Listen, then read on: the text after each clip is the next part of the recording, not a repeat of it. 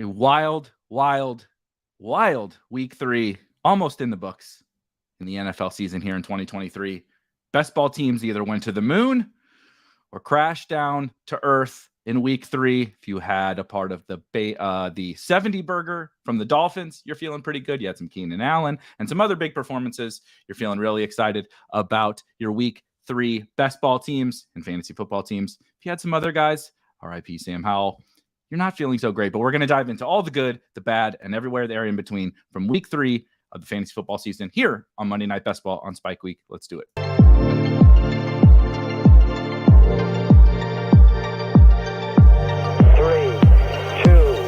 1, liftoff.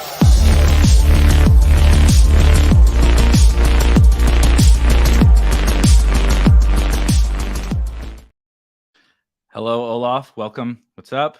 We will definitely be breaking down, I promise. We will definitely be breaking down Devin Etienne. Also, breaking news. That's not how you say Etienne. I was just going to say it, you son of a bitch. Breaking news as we're about to start the show. We get the reports that Devon, I don't know how to say his first name or his last name. I definitely don't know how to say his last name anymore. I don't even, I didn't hear the audio clip, so I don't know.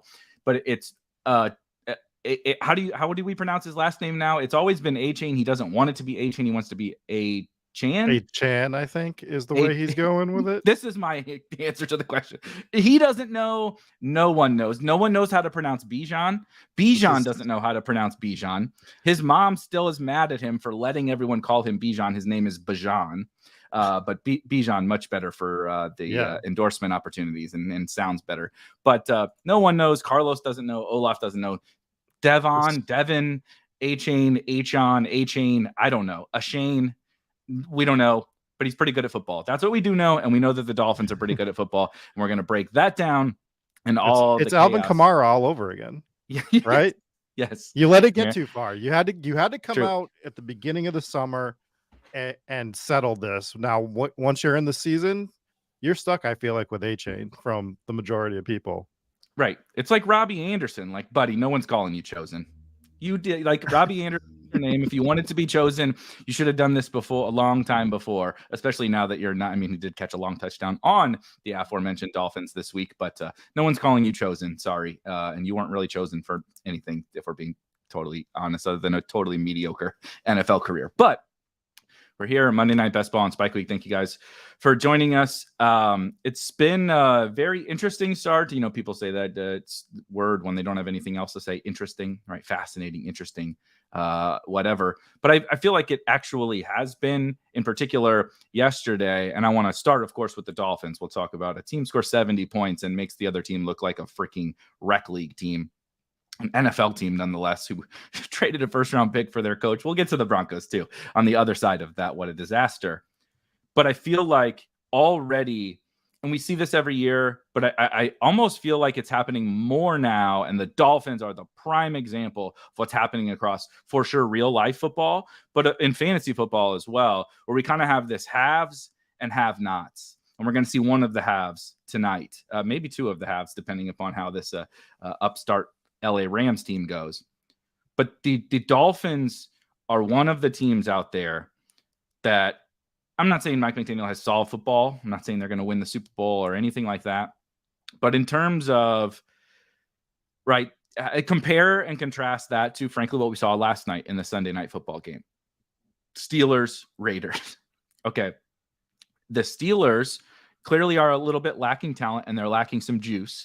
Got a little bit of juice. Shout out to our boy Calvin Austin on the long 70-yard touchdown. They finally get somebody that can actually, take the lid off of a defense, and you see what happens. But on the flip side, when they throw an incomplete pass on first down, I'm sitting on my couch after watching a few games of football as a Sunday evening quarterback, being like, wonder what's coming here. Najee Harris up the middle on 2nd and 10, right? And guess what? 2-yard, 3-yard gain for Najee, and now you got 3rd and 7 for Kenny Pickett and lackluster receiving options, and you put yourself in a bad spot. The Raiders are a little bit talent deficient, and so I will at least give Josh McDaniels credit for just being like, Devontae, Jacoby, guys, hope you don't have a sore back, because it's going to be sore tomorrow, because we're loading you up and you got to carry us to the promised land. So I give him credit for that, but he drives down at the end of the game, down by eight, yes, down by 8, tries to kick a field goal once from like 50 yards out, and gets bailed out by the Steelers committing a penalty for an automatic first down. And so I'm just sitting back laughing. I'm texting one of my buddies like, wait. He's not kicking, right? He's not kicking, right? And then he kicks, it gets bailed out. We laugh about it. Okay, it'll just be a funny joke the next day. They get 4th and 4 from like the 8-yard line. He can get a first down. He doesn't have to get a touchdown from like I'm making up the numbers, but it was somewhere close. He kicks a field goal to take a touchdown deficit to a touchdown deficit. Now you have to get the 2 point, but you just made, like, basic math says you just made this so hard on yourself. You have to get a stop and go score a touchdown. Buddy, you're 10 yards away from scoring the touchdown already. Just go for it.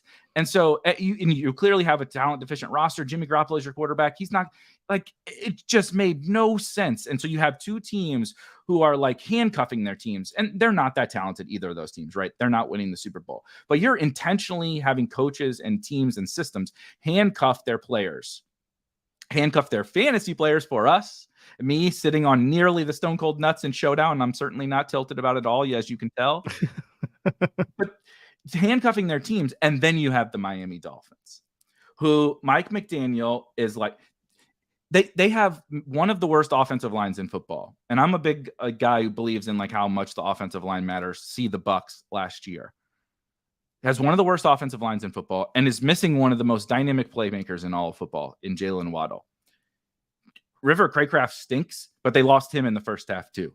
They were playing Robbie Chosen Anderson and Braxton Berrios, Durham Smythe playing every snap. Raheem Mostert, Devin Achane, and whatever. I'm calling him Devin Achane. Devin Achane and Tyreek Hill.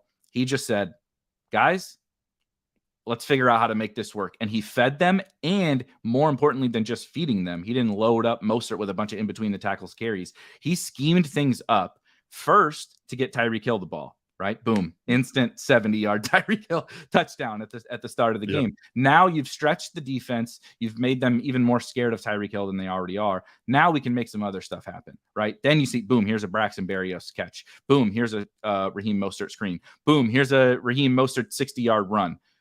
Boom, boom, boom. And you just stretch the defense horizontally, vertically. You get the ball to your playmakers, but you do it in ways that is like, with intent and purpose to attack the defense, right? And to score points. Like, he wants to score points on every play, dude. He wants to score a touchdown on every single play. That's not going to happen, but you give yourself a chance by playing to try to exploit your opponents, right? It's kind of like best ball. If you just play to just draft and take what the room gives you and, draft whatever, falling ADPs, it's like you get to the end and you flip over the cards and you haven't really done anything to exploit your opponents. Mike McDaniel goes out to dominate the other team and attack them and create winning football plays on every single play. And that has to do with getting the ball to his best players, but it also has to do with playing like with a purpose on offense and not just being like, oh, it's 2nd and 10. We can't throw it 3 times in a row, right? Like, that's what Matt Canada's doing. When Pickett threw an incomplete pass on first down and then they run Najee for 2 yards on second down, the only reason he's doing that is because we can't throw it 3 times in a row, but I know we're going to have to throw it on third because Najee ain't fucking getting this. So he's like, it makes no sense, right? Neither does kicking that field goal. And we have this situation where you have these haves like the Dolphins and the have-nots. And I feel like, it's going to be a huge, huge impact to the fantasy football season, right? We love to dunk on the Falcons and all of that, but these kind of the differences between, say, the Dolphins, the Eagles, the Chiefs, those teams, and these other teams is so stark. And that's where you get the spike weeks. Where do the spike weeks come from? They come from the teams like the Dolphins. Yeah, it's like there's so much to say about this Dolphins game because I think it's really a tale of two teams in this one as well, because you're seeing a team that believes in their head coach and a team that spirit is completely broken. And what's that going to look like for the rest of the season between both teams, right? Miami, they're not going to put up 70 again, right? But that doesn't mean they're not going to put up 40 a few times. Right. Like they are primed to be one of these explosive offenses. Caveat Tua being healthy throughout all this is the same thing. His numbers are, did you see the stat that his numbers are actually the same exact as they were through 3 games last year as this year? Kind of like the weirdest stat of all time. But Denver is so bad, and they just don't care. And that whole team is just that it's weird to see the Denver Broncos as an organization that is just like that, because they've never really been that way in my lifetime for the most part. Always They've been good in our lifetime. Yeah, some sort of contender. Elway, Tebow, Peyton Tebow was kind of a joke, but they won with fucking Tim Tebow at quarterback. Obviously, Peyton Manning and everything. It's pretty crazy. Yeah, so it's interesting to see that. And I think that people are victory lapping a lot of stuff from week 3 overall. And it's like, guys, it's week 3. It's fun to victory lap. Thank God week 3 was what week 3 was, and it wasn't a repeat of like week 1 where we were like, football's going to suck this year. Can I go on an old man rant for like 60 seconds real quick? Please. I went on a 7-minute rant, so go for it. So I wasn't able to watch games yesterday, which drives me insane. The days that I can't watch games, I had to go film yesterday, and I was in a town that had no like cell signal for the most part at all either.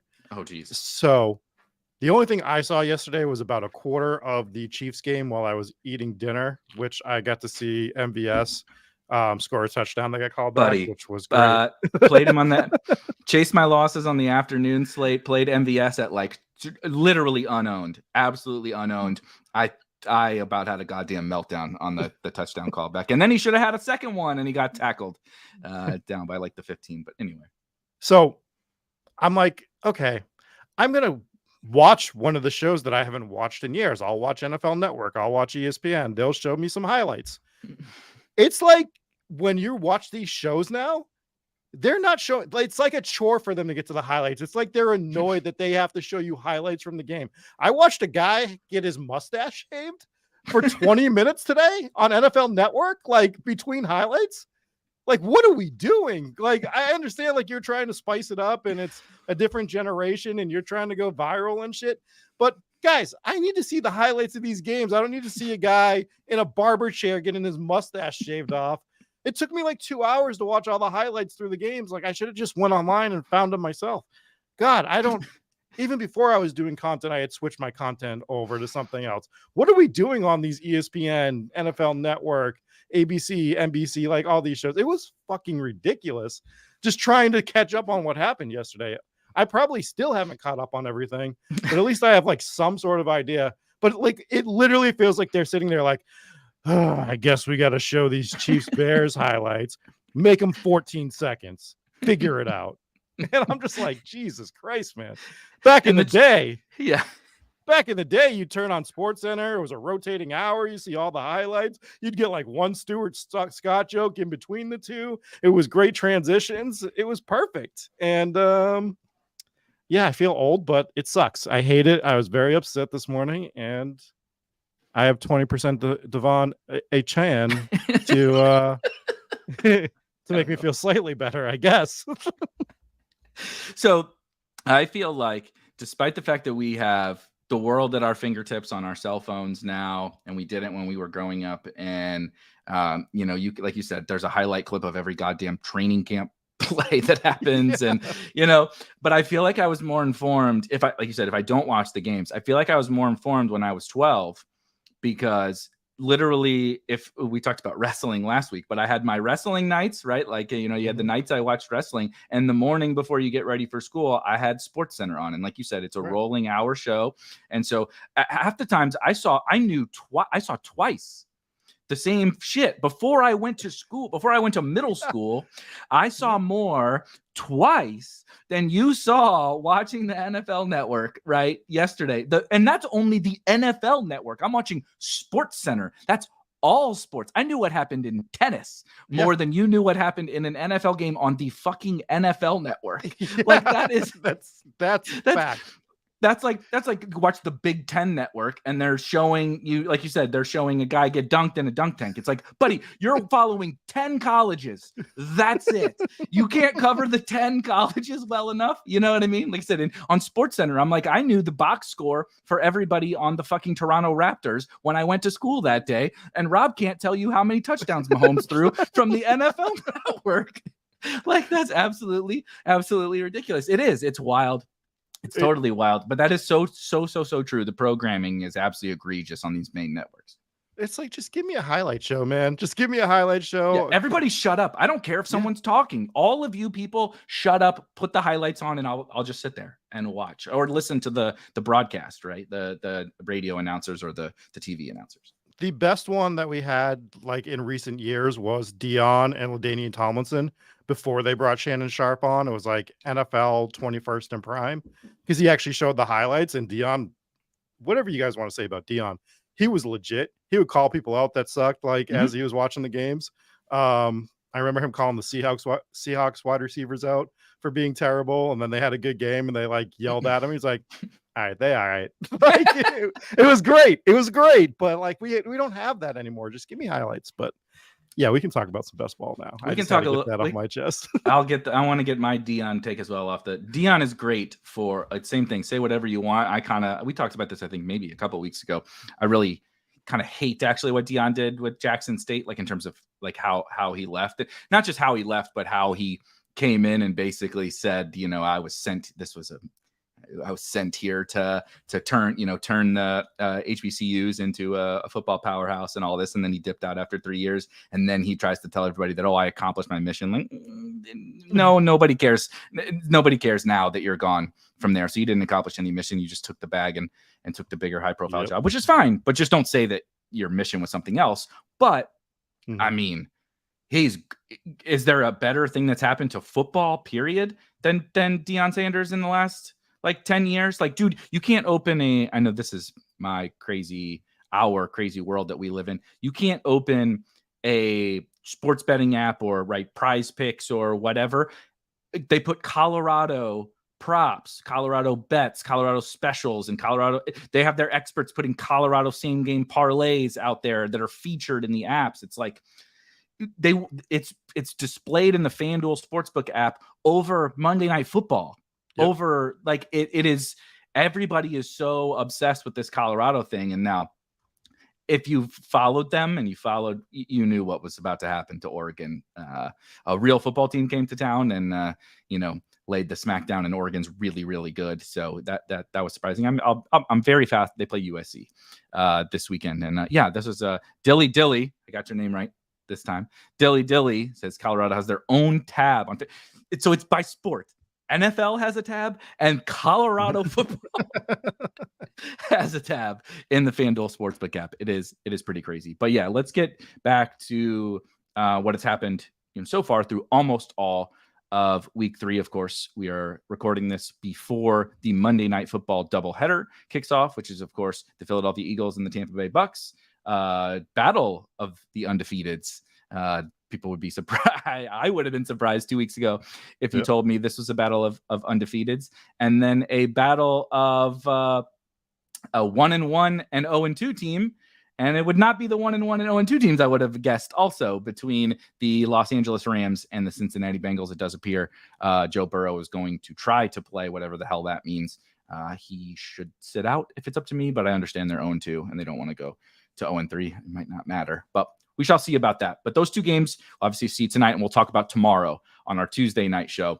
But I just want to talk really quickly about the Dolphins a little bit more. I don't want to I'm sure everybody's talking about it. I don't want to totally beat that horse to death. But I do think I don't know if you understand that analogy after Miami just beat the Broncos to death. Bernie, if you're watching, clip that. And holy shit, did they?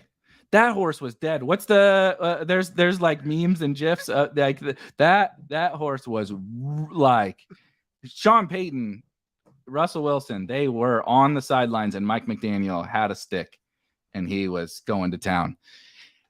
It was embarrassing for the Broncos, and it's really hard to fathom. Jalen Waddle did not play. It's hard to put into words. If you remove, we saw what happens now. Travis Kelce is different. Travis Kelce is more of the Chiefs' Tyreek Hill as opposed to the Chiefs' Jalen Waddle. But if you remove that player from most offenses, they're going to really get stuck because the defense can really focus on Tyreek Hill, right? and you're going to make Braxton Berrios and River Craycraft, and shout out River Craycraft for getting, not getting anywhere, burying all my DFS teams before, and prop bets before they were even getting started. Hope he's okay. But like, just, it's hard to put into words how big of an ass kicking that was, especially because like the Broncos did score. It wasn't like sometimes you get like the Chiefs game where it's like, oh God, 42-0. The one team is scoring, but it's also the other team's so bad on offense. The Broncos were moving the ball. The Broncos were scoring points. 70 points in an NFL game is like, I don't know when the next time we'll see that is. Right. Like, it is really hard to score that many points, especially because like you saw the Chiefs pulled their guys in the third quarter. So you pull off the reins, but the Broncos couldn't stop Mike White and Chosen Anderson and Chris Brooks and or Chris Rodriguez or whoever the hell their third running back was. Like, it was unbelievable. But I think it goes to show kind of what I ranted about at the top, that like Mike McDaniel has figured out how to make things work on offense, where a lot of coaches have not figured out that chess match. And it's really little things we've started to see other teams implement, like the way he motions players. McVay is really good at this. He's used this actually with Tutu. So you get some smaller wide receivers, so you can't press them, but they kind of get a running start as well. Yeah. And it's like, Jesus Christ, Tyreek Hill with a running start, like it's the CFL, is impossible to cover. And I just think hopefully more offenses start to figure out some of these things, but also, I don't know, man, it took a long time for NFL teams to start to come around to some really basic stuff. And I mean, even now, moving away a little bit from the Dolphins to something like the Eagles, how many teams did I have to watch yesterday not be able to convert a 3rd and 1 or 4th and 1 because they won't use the tush push like the Eagles do? It's like, dude, if the Eagles get to any short yardage, they're going to get it, and they're going to keep moving the chains because this is a cheat code. It's a loophole in the rules that they figured out how to exploit. Why on God's green earth can all these offenses not figure out, get these other guys up there and push the fucking quarterback across the line? It's not illegal. Just do it. It's not that hard. But they can't figure it out. So like, I don't know. I feel like we're in a situation where we're going to have these halves like the Eagles, the Dolphins, the Chiefs, that are, just figuring things out and schematically doing things that defenses can't really stop. And then you have the Steelers and the Raiders and, those kind of teams that are going to do things. And frankly, the Cowboys, who are really talented, but have Mike McCarthy as a total dunce calling the plays, that are going to not be able to compete in the very short term until, things change over time. But you see this in every job, right? Where as things change within the job, some people refuse to change with the job. They say they're going to keep doing things the way they've always done things, and it's going to work because it used to work before. But it's like, well, the technology or the league itself or the defenses or whatever, the rules have changed. But Mike McCarthy was considered innovative when he first started as a head coach in Green Bay. True. Right? It was like, look at what Mike McCarthy's doing up there in Green Bay. No one else is doing this stuff. And now we look at him and he's not evolving with what he used to do in Green Bay 15, 20 years ago, whatever the hell it was. So there are teams that have started to implement the Miami stuff. We heard it week 1. We're like, look at, I think McVay was one of them. There's a couple other teams that are innovating with what they're doing. And we like to shit on Arthur Smith, but I think he's even innovating on the way that he's drawing up run-ins, right? Like, it's not the way we want him to innovate for our best ball shares, but at least he's being innovative. He's not going to win the Super Bowl with that at this point in time. But Arthur Smith is probably going to be one of those guys that if you implemented him onto like a team with the right roster and he was an offensive coordinator and you had the right all-around setup, he would just crush with that team. If he had someone to rein him in on what he needs to do, or if he had the right personnel. We don't know what he would do with the right personnel, to be fair, right? If he even had a Tua, what would he? I'm not saying he's going to be Mike McDaniel, I mean. And these are the things that like teams need to start evaluating better. Front offices need to start evaluating better. The problem is front offices are always scared for their job. Yeah, they're not incentivized. They're incentivized to do everything to save their job. They're not incentivized to take risks. they want to do the safe thing. It's like, do you want to take Mike McCarthy or do you want to take a 32-year-old offensive coordinator from, let's just say, Miami Dolphins? You know what I mean? Like, say that there's a 32-year-old staff member, the next Mike McDaniel, the next Mike McDaniel, right? And even if he's not taking the risk to try to find the next Mike McDaniel, you'd rather take Ron Rivera. Well, he had some success in the NFL. He's a defensive mind, blah, blah, blah, and it's never going to get your team anywhere. You're in purgatory. We're in purgatory here in New England. Do we have one of the greatest defensive minds of all time? Yeah. Does he know how to establish slow down the Dolphins? Slow down the Dolphins, by the way. Only team to do it so far this year. Right. And he'll probably do it again. And, maybe a few other teams will as well. But we're never going to win here again because he doesn't know how to evolve his offensive side of the ball. People are ecstatic that Bill O'Brien came up because he had an abortion in the front office. I mean, in the offensive side of the ball last year with the Tweedledee and Tweedledum. Yeah. Yeah. With the idiots that he had there. So it looks so much better this year, but Bill O'Brien ain't moving the needle. So it's never going to happen here. You just see it across the league. The teams that are trying the younger stuff, it doesn't always work. We saw in Arizona, it didn't work. But it's definitely not going to work if you bring in a head coach that has 20 years experience that isn't open to innovating. So, I mean, that's what I think we're seeing across the league. I think so too. And I think it does. Obviously, we're talking a lot of actual football, macro level stuff. But, there's, of course, trickle down to everything that we have to evaluate, because it's one thing to evaluate the players, right? Whether that's getting your hand in the dirt and evaluating a player from you want to be a scout type of a guy, and what kind of prospect is this, how good is this player, or evaluating where I tend to land, where we all tend to land here, which is more of evaluating their fantasy football profile, which does of course include kind of how good they are. But like, I don't specifically think Kyron Williams is like some awesome guy. He just ended up fitting an archetype of a player at the end of drafts that I think became a good pick this year. Sometimes you hit those, sometimes you totally miss, but you have to, right, keep into account like what you're getting into with all of these teams. And I think we as a community, and of course, like you said, this is only 3 weeks, but we really, really hone in on a couple of those situations every single year. Let's call it 4 or 5 every single year. We get really confident we know who's bad, right? We're wrong all the time. Yep. We were wrong last year. We might be wrong already again this year. I mean, shit, the Rams look really good. The Bucs are 2-0. The Cardinals just beat the Cowboys. The Colts are beating the Jaguars and really competitive. We might be wrong about all the teams we thought were bad. But we also get really locked in on what we perceive to be every team as, like, the Bears aren't going to throw enough. The Falcons aren't going to throw enough. This quarterback's too bad to support all of these guys, or, whatever.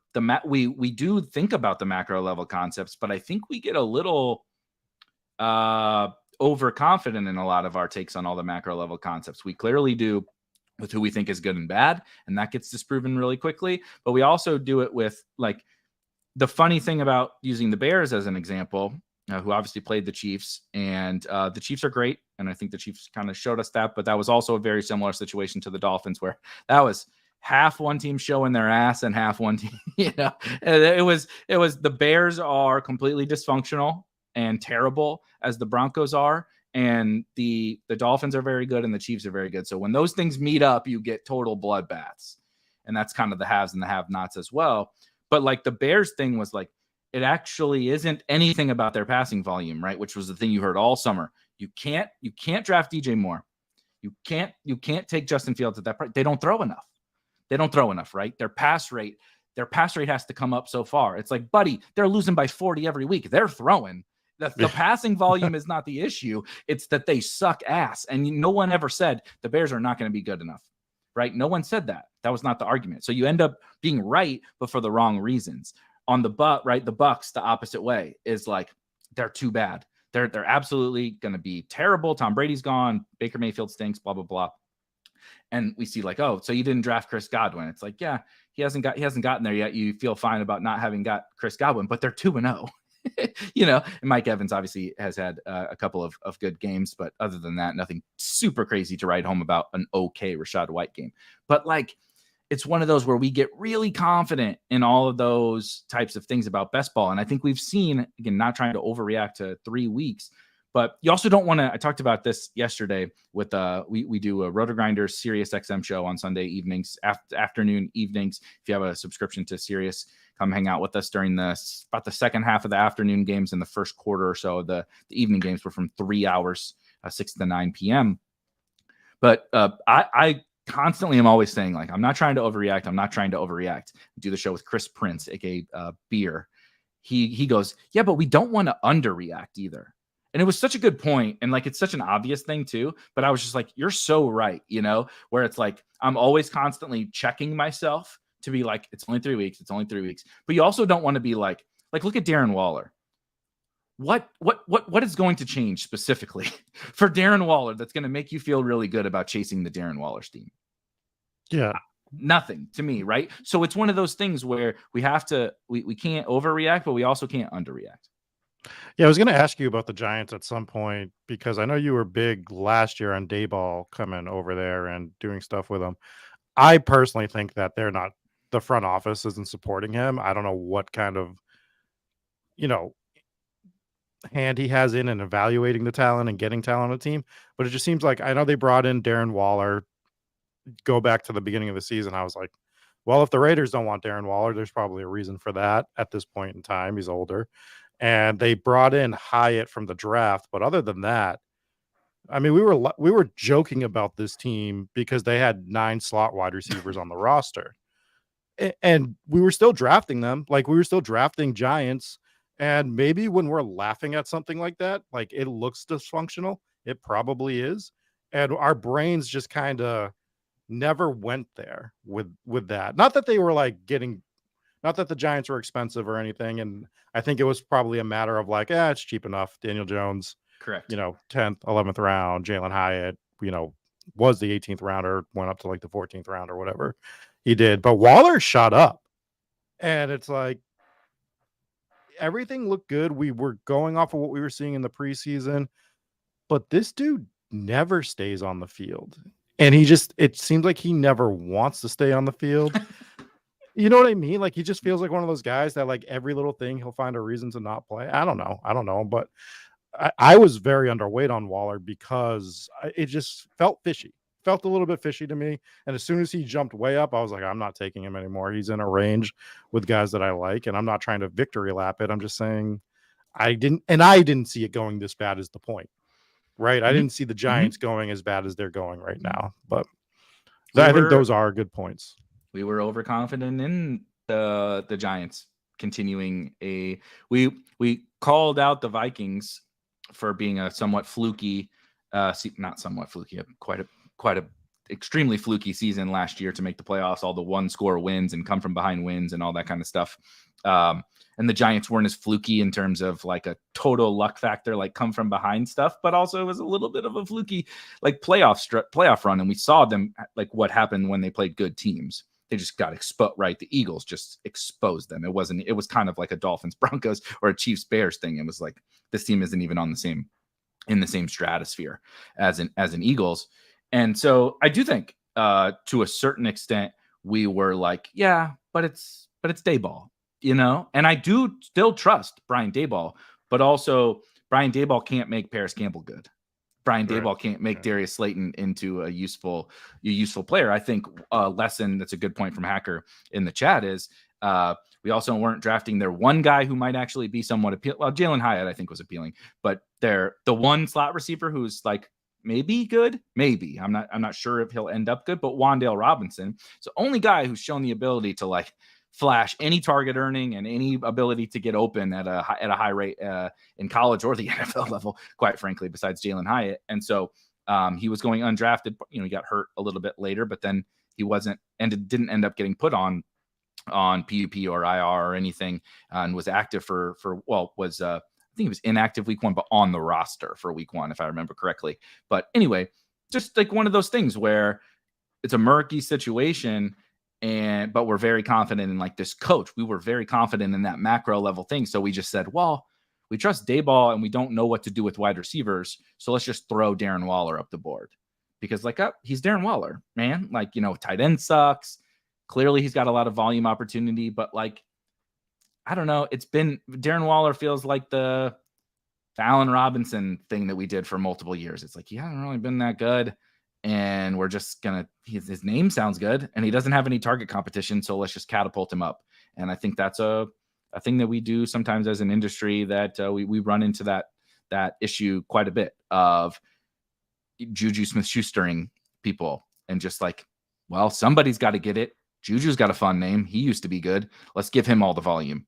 Right. And it's Juju's actually not better than Kendrick Bourne and Devontae Parker. They're actually better than he is. And Hunter Henry's better than he is. Mike Gesicki might be better than he is. Fucking Demario Douglas might be better than Juju Smith-Schuster. So we can't just, assign things based on a situation. I want to hit some of the questions, comments really quickly. What was I going to say? Oh, Carlos asks, how much Mike Williams do you have? Yeah, we'll good pivot into the Chargers-Vikings game. Another maybe the best game in terms of back and forth on the slate yesterday.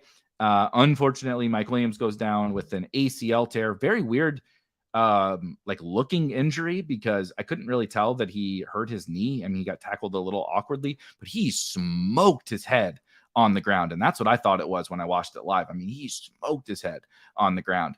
And was slow to get up. And you never want to see a concussion, but you would rather a concussion than a blown out knee. And unfortunately, we did find out today that he tore his ACL. I'm a little lighter on the Chargers across the board. I made it known that I was fading Austin Eckler, and I don't have a lot of Justin Herbert. I tried to get closer to the field on Keenan Allen because I kind of realized that maybe he was a pretty good pick. So I'm definitely not going to take some W on Keenan Allen, but I'm not super underweight on him. But I am mostly underweight on really all of the Chargers. For me, came around to Josh Kelly, but generally speaking, I'm underweight Chargers. What'd you do with the Chargers and Mike Will? Mike Williams, I had 6% on Underdog. I had, I think, 5% on Drafters. I looked at this earlier, and 10% on DraftKings. And that was based on when I was drafting too, right? We knew my DraftKings teams were earlier, so I was grabbing Mike Williams early. I feel bad because this has to be it for Mike Williams in my mind because this is yet another injury. It's an it was the ACL, right? That he blew out. Yes. He's going to be out for the rest of this year. We have seen people coming back faster from ACLs, but I looked up his age earlier. I think he turns 29, if I remember, in 2 weeks. So next year will be his year 30. He'll be 30 years old next year going into the season. He's going to be one of those guys that I guarantee you're going to hear it on every show where people are going to be like, well, we can get Mike Williams in the 13th or 14th round this year. It's a name.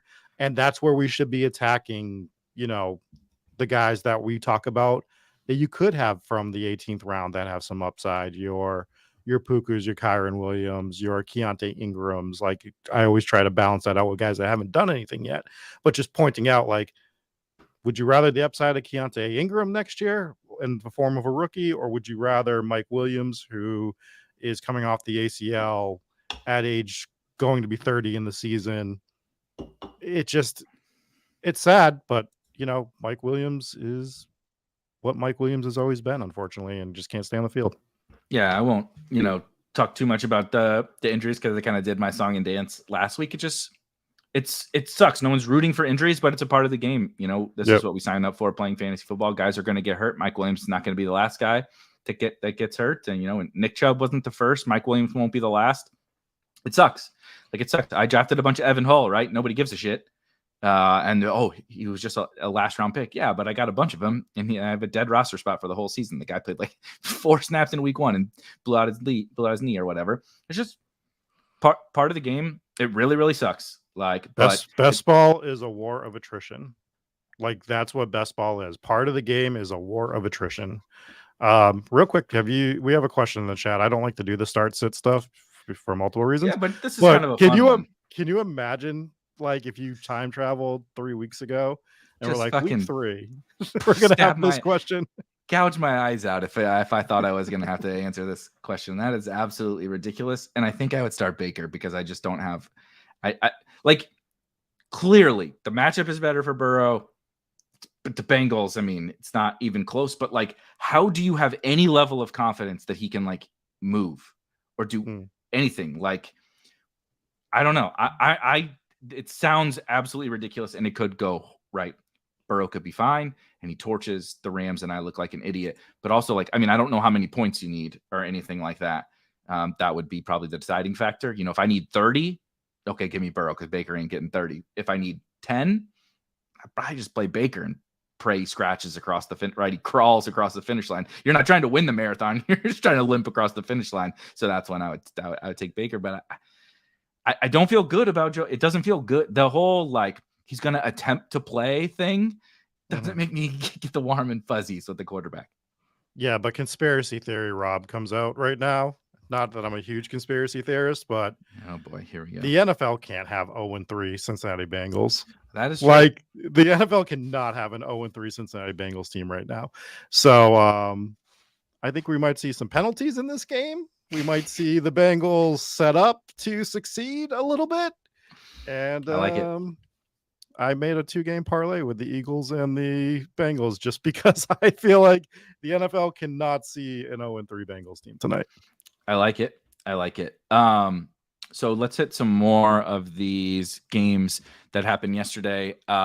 We talked obviously a bunch of Dolphins. You know, lots of people are talking about them. I just think wheels up, right? One thing I will say, Jeff Wilson on IR. This is kind of the we talked about this actually last week, where this was put up or shut up time for Etienne, where you need to perform now with Ahmed out. Listened. Yeah, he definitely, he was one of the few hundred people that watched that short on YouTube that we put out there about him threading a needle or sewing a needle or whatever the fuck I was talking about. But it was put up or shut up time. Like, go out. This is your chance to earn your role for the rest of the season, young fella. And boy, did he!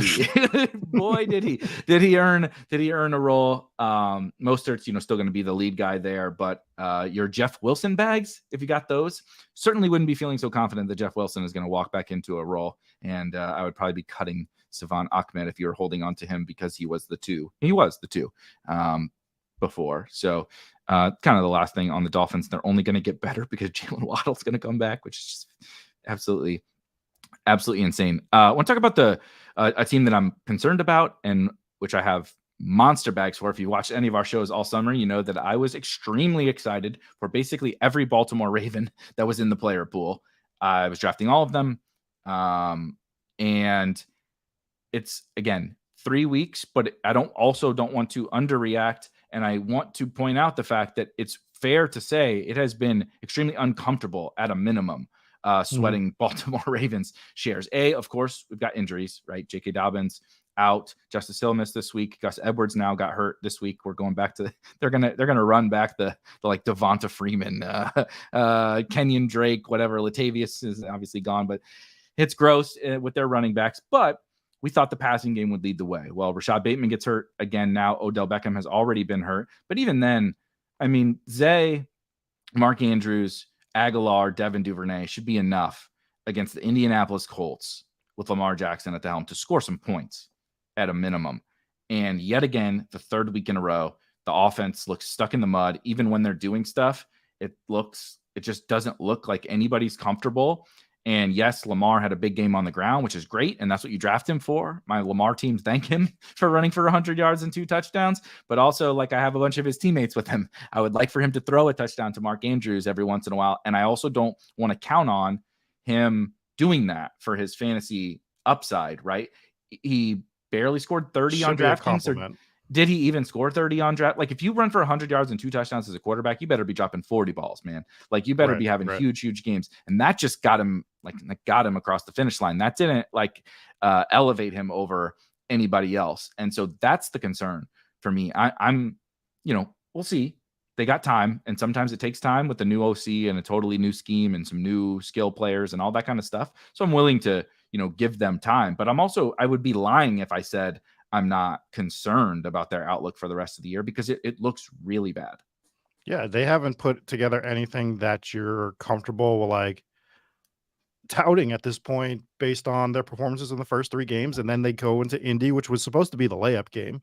This was Yes. supposed to be the explosion game where and we got the rushing, like, to your point, but how do you lose to the Colts? How do you lose to the Colts in this spot? It was absolutely eye-opening to the point that, like, I think we're still and to your point, people overreacting, underreacting. I think this is the underreacting team, I right? Because agree. people are still going, "Oh, it's the Ravens, they'll be fine." And it's like, well, they don't look great. Like they haven't done anything that looks great at this point.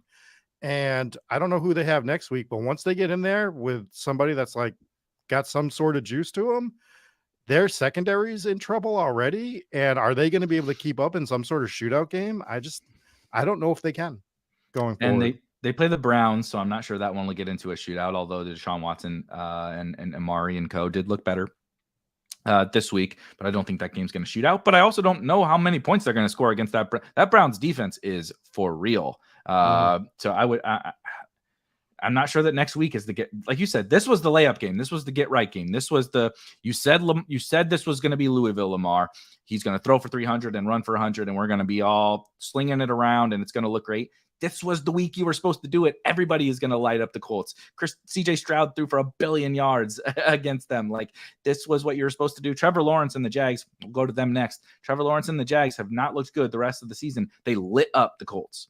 Everybody's going to light them up, and you struggled and you lost to them. So, yeah, so no one can ever accuse me of being biased towards the guys that I draft, because I got Ravens, buddy. They're all over like 20%. I got them all, and I'm really, really worried. I'm more worried about them than I am about some of the other guys I have even maybe higher exposure to, because it's like a collective, going back to our macro team level thing. Like, it's a collective offensive concern. It's not just like, slow start for Bateman or whatever, which it doesn't look good for him, by the way, but like, slow start for Mark Andrews. Like, I'm not that worried about Mark Andrews. I know he's good.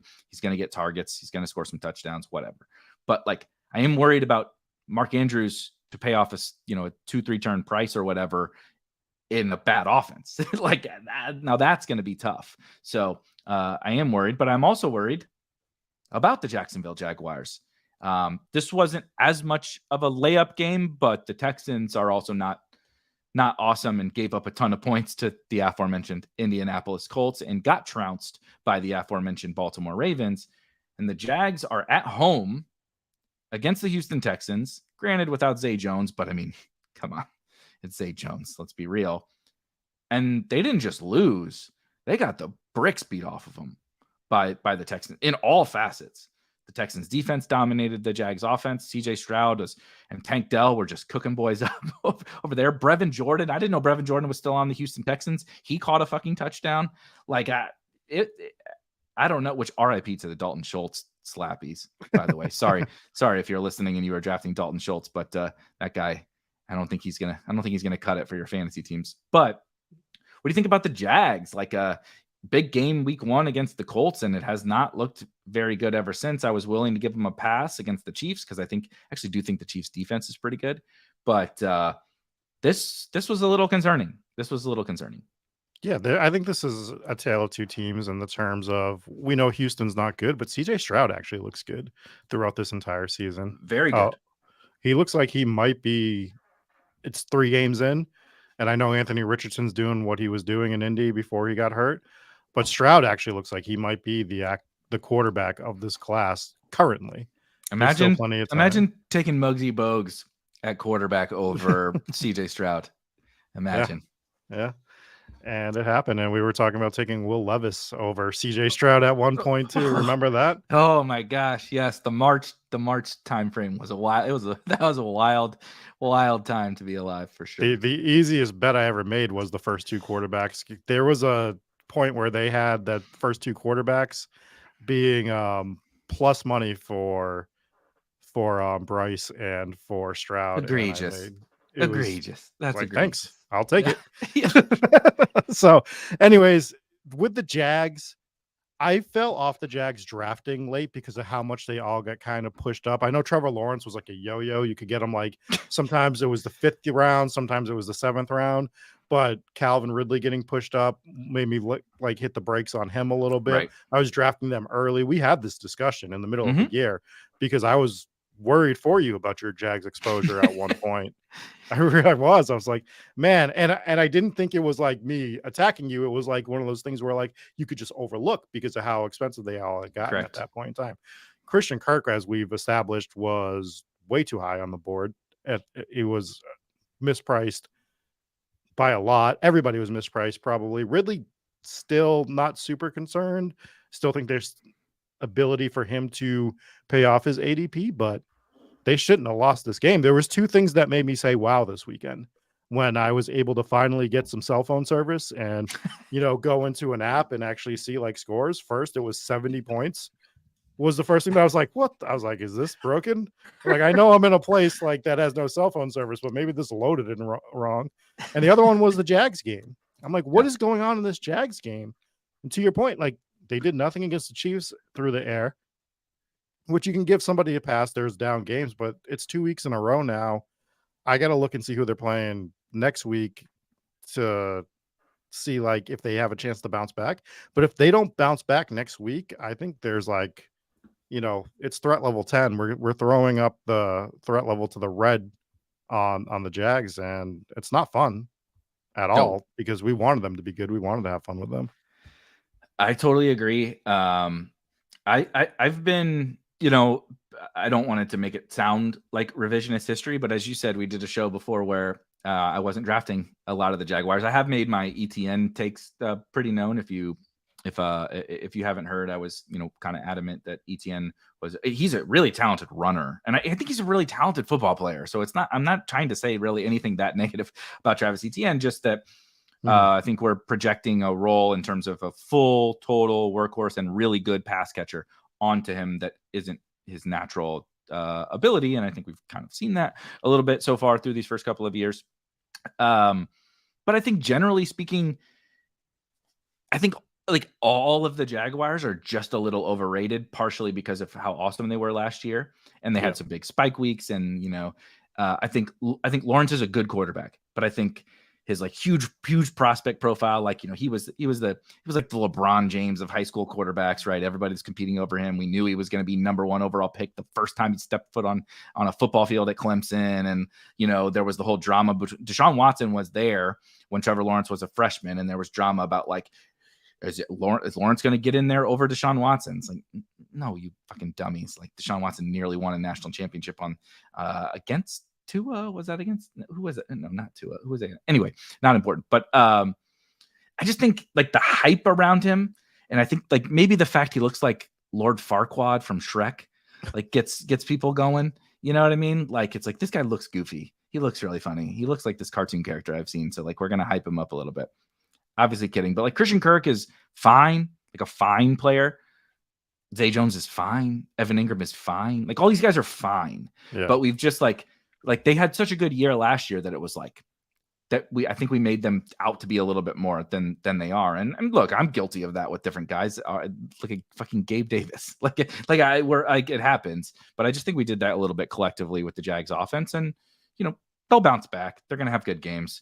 But I think this week, the last 2 weeks were kind of that warning sign of being like, okay, they're not, this ain't the Mahomes Chiefs yet.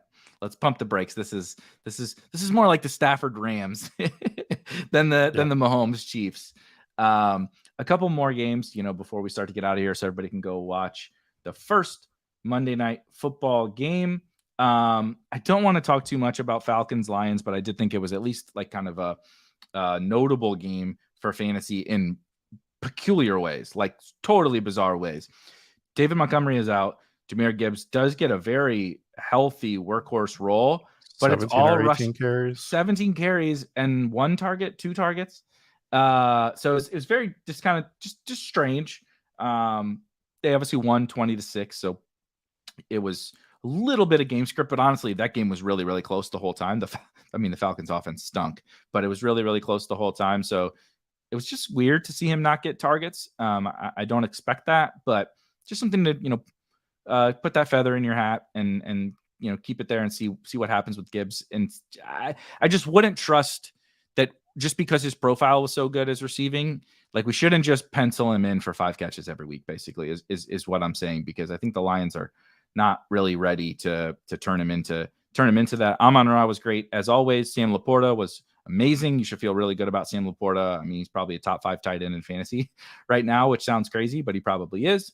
RIP if you chased the Josh Reynolds 2 good games, because he did not even get a target. And RIP if you played any Falcons player, because they were fucking embarrassingly bad. Desmond Ridder was absolutely horrible.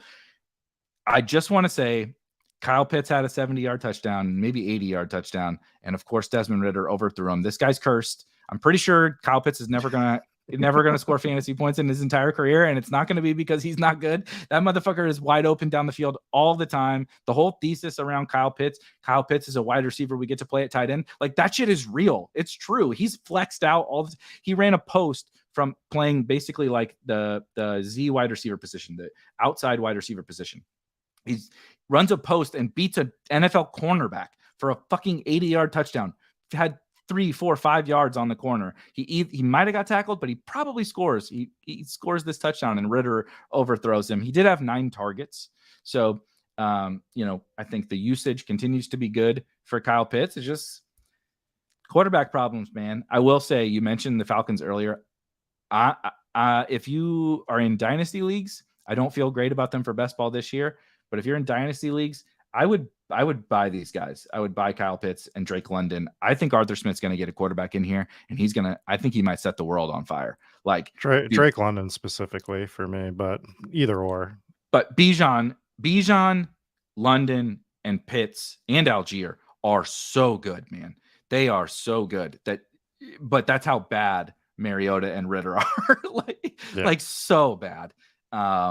So I'd be hopeful for those guys, like long term, but this week was really bad.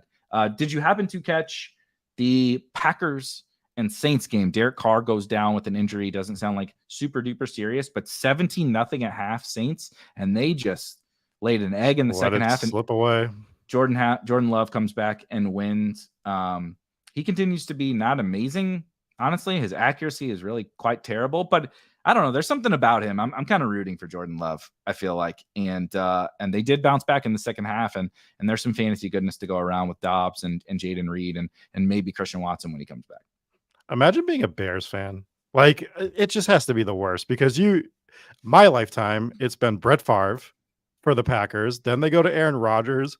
And I know Jordan Love's 3 of 3 out of these 3 guys, but Jordan Love is still better than anything the Bears have put on the field at the quarterback position. It's just like, come on, just get us a Jordan Love is what I would be saying if I was a Chicago Bears fan. We're not even asking for, we're not asking for anything that great. Just goddamn the 20th best quarterback in the NFL.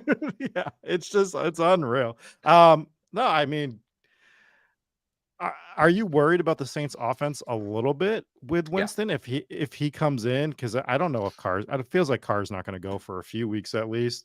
Right. And Winston, we used to want him to come in for fantasy, but he can't hold on to a 17-0 lead and put points on the board. That's my concern a little bit. I think you're going to start seeing more Kendre Miller, but we also do get Kamara back next week.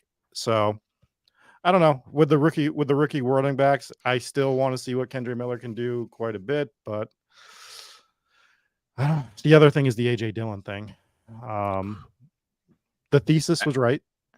We were supposed to get this fucking contingent foul. This was it. Yeah. Like, I was so excited. Of course, not excited Aaron Jones got hurt, but he'll be fine. It's just a hamstring pull. And you're like, boom, nailed it. AJ Dillon. This was exactly what we hoped for. Mm-hmm.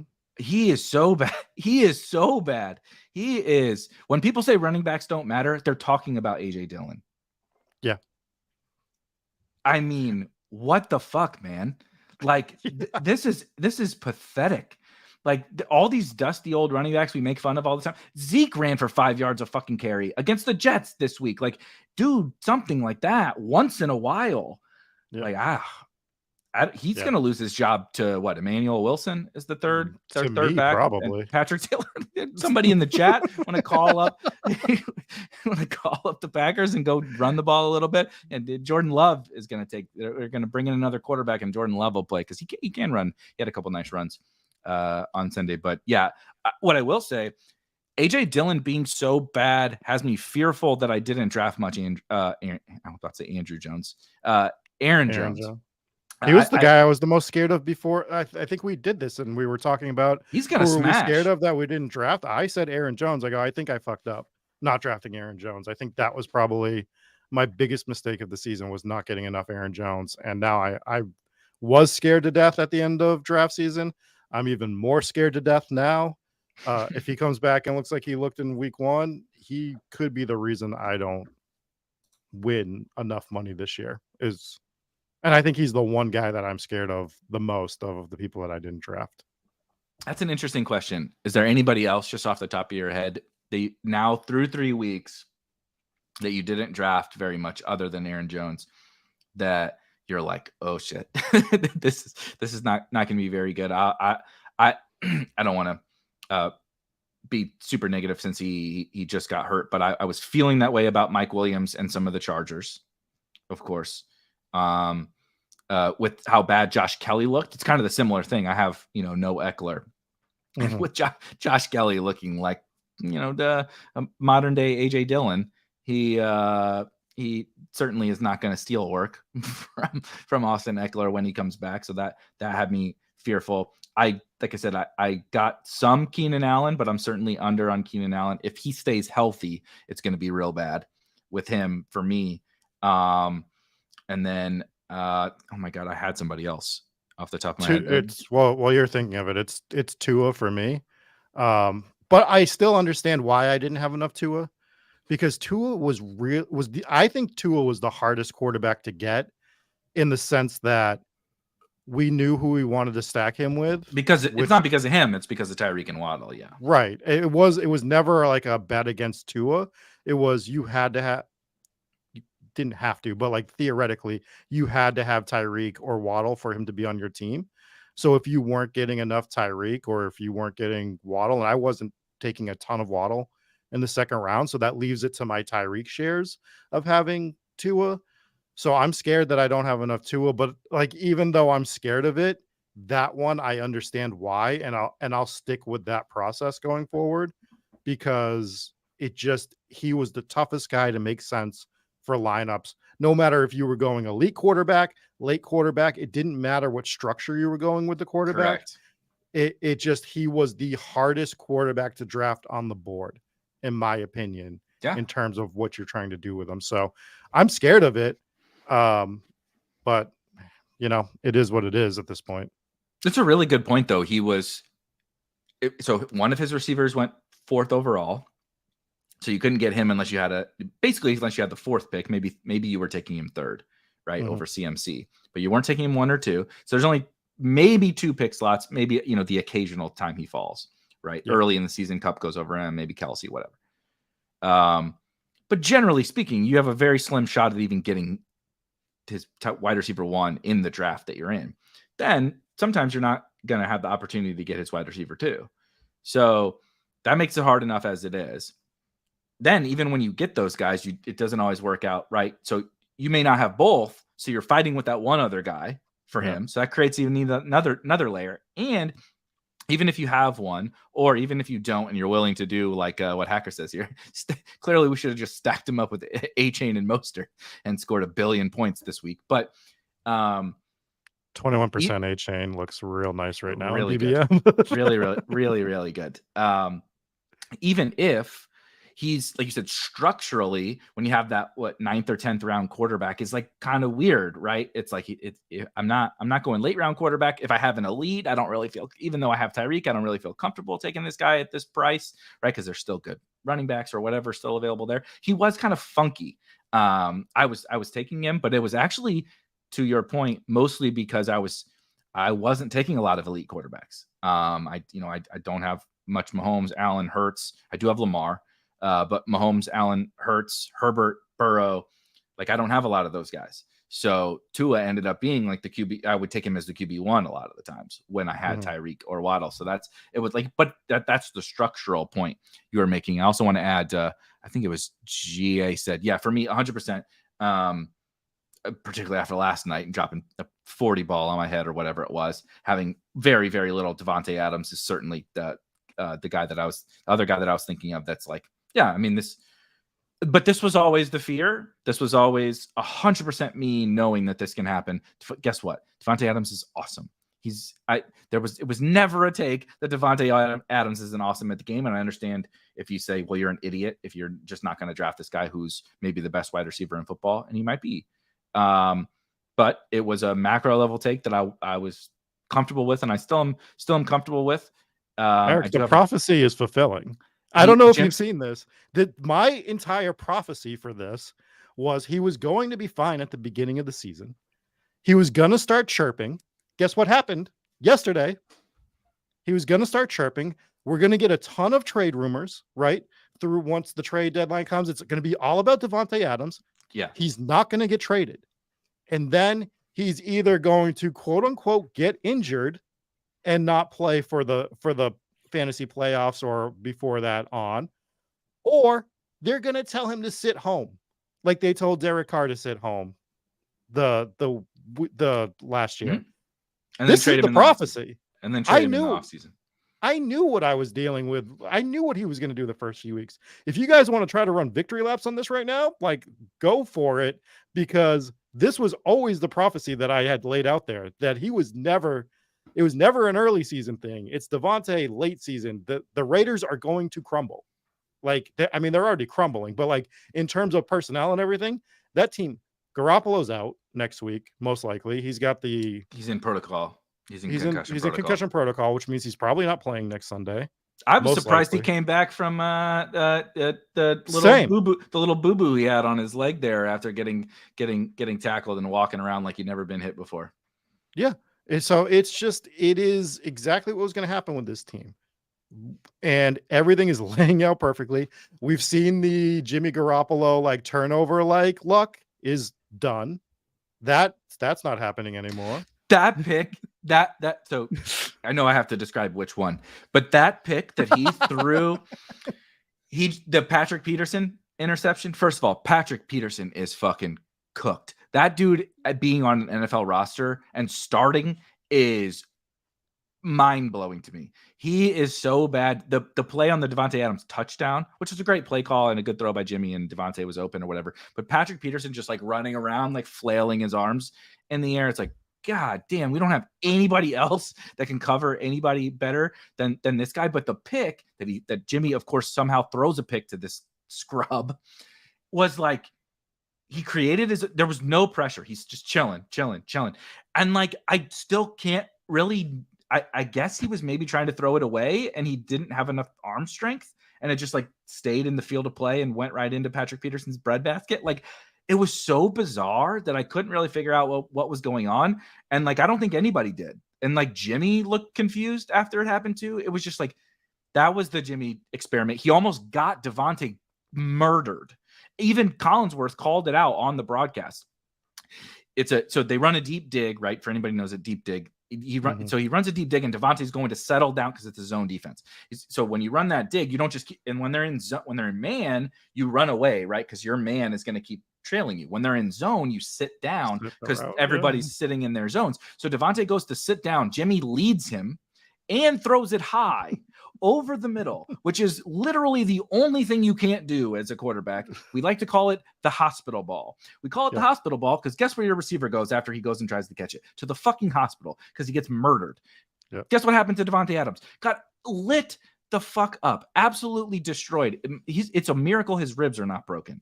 So anyway, all that is really not that important to the conversation that we're having here, but it's going to say that the whole thesis was not that Devontae Adams was going to have a good start to the season or that Devontae Adams isn't awesome at football. The whole thesis was what we talked about at the very top. Good way to wrap this whole conversation up was a macro level take about the Las Vegas Raiders, Jimmy Garoppolo, everything they got going on there, the displeasure that Devontae already showed in the offseason. Now, to the question that I asked you and that GA brought up, are you not worried? Of course. Like, Devonta Adams is amazing. I am human. When I watch him score 40 fantasy points and I have none of him, of course I'm worried. Aren't you worried? Yes, I'm fucking worried about everything. I'm absolutely every guy. I'm worried about Rashad Penny. I'm not worried. Actually, I'm not worried about Rashad Penny. It's over. We've put him in the ground. He's buried. It's gone.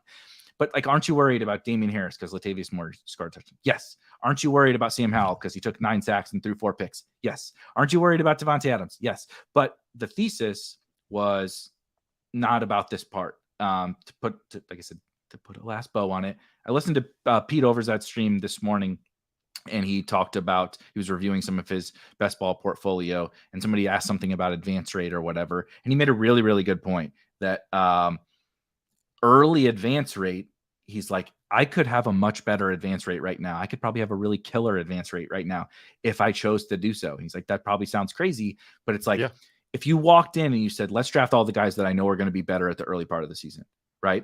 I have huge JSN bags, right? I have huge bags on some of these guys who are contingent value running backs or rookies or, right, guys in committees, right? Jaylen Warren hasn't popped off yet. But guess what? If he keeps outplaying Najee, he's going to pop off eventually. On down the list. Yeah. And so I could have drafted a bunch of Alexander Mattison and Devontae Adams and Jacoby Myers and all these guys, right? All these guys that are early season bets. But I didn't because I what happens right now is not really a big deal. I'm trying to win $2 million at the end of the season. And so I think it's a pretty good reminder so far. Devontae but I'm Adams not worried about Devontae Adams. I'm not worried. I don't care. Well, you got bigger stones than I do because I'm definitely the prophecy's fulfilling, Eric. Like, it's just the prophecy is lining up exactly how I put it out there. I won't argue that. When he almost died, I was just like, this is literally everything that we've talked about all summer. Is Jimmy is going to tank this whole team. They get to go to Brian Hoyer next week. Great. Oh God, yeah. I can't believe I just. That game last night had me like, and I'm not even like really invested, in either side from a fantasy perspective other than Jaylen Warren. And I was just like, well, Calvin Austin, that was fun. That was really fun. Yeah, that was fun. I have some Calvin Austin. I like but that. the game was really, really, really brutal. Anything else? The first Monday Night Football game is about to kick off. We will be back tomorrow at probably about the same time. Follow our Twitter account, which you can find a link to in the description to get the announcement, or join the Discord, also a link in the description to get alerts when we announce when our streams are going. And then, of course, when we go live. But anything else before we get out of here and go watch some Monday Night Football? Only thing is, CJ in the chat says that he's mad at himself for not drafting more Tank Dell. And my response to that is just having some Tank Dell is better than a lot of people's portfolios. And when you're like that, it's fine. I saw a tweet a week or two ago about Kyren Williams with somebody that only had 8% Kyren Williams, but based on how much he had got drafted, it turned out that he actually has like a 20% leverage on the field or something like that. And I think that's kind of the Tank Dell thing too. So as long as you have some, like I have some Tank Dell, I know the number's not large, but that number actually increases based on people not drafting him. That's quick math, but I forget what the Kyren Williams one is a good example. Same thing. Tank is not 100% owned. He's higher owned than Kyren Williams is, but so you can't assume an 8% base draft rate for all those late round players. Like Kyron's base draft rate was like 3% or so. Like he's actually a much lower drafted player. So you don't need to have 8% of Kyren Williams to be well over the field to the point of Rob's making, and you don't have to with Tank Dell or a lot of other late round guys. And it's early, man. We talked a lot about overreacting versus underreacting, and we're worried about certain things, all that kind of stuff, but haven't even gotten bye weeks yet. The shit that we're worried about right now, we're going to look back and laugh, like lots of it. We talked about the Ravens might explode. We talked about Devontae Adams. Rob's not worried. He could go for 2,000 yards and 20 touchdowns this year. Like, no, we just don't know. We know. As our good friend David Kitchen says, we just don't know. That'll do it for us here at Spike Week Monday Night Best Ball. We'll be back tomorrow. Spike Week sickos, come join us. We'll break down tonight's games and a little mini recap of what happened here this week and what it's leading us into for week 4, where we'll be almost a quarter of the way through the NFL best ball season. My God, I can't believe that's a real thing. We'll see where we're standing after tonight's Monday Night Football games. Go Kyron Williams, go Puka, go Rams. See you guys tomorrow. Peace.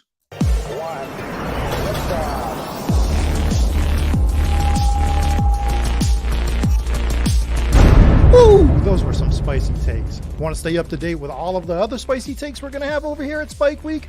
Why don't you press that subscribe button below? You turn notifications on, we draft a team, boom, you know about it. We have another spicy take, boom, you know about it. You can be there. You can draft with us. You want to stay up to date? That's how you do it. All right, we'll catch you later next time here at Spike Week.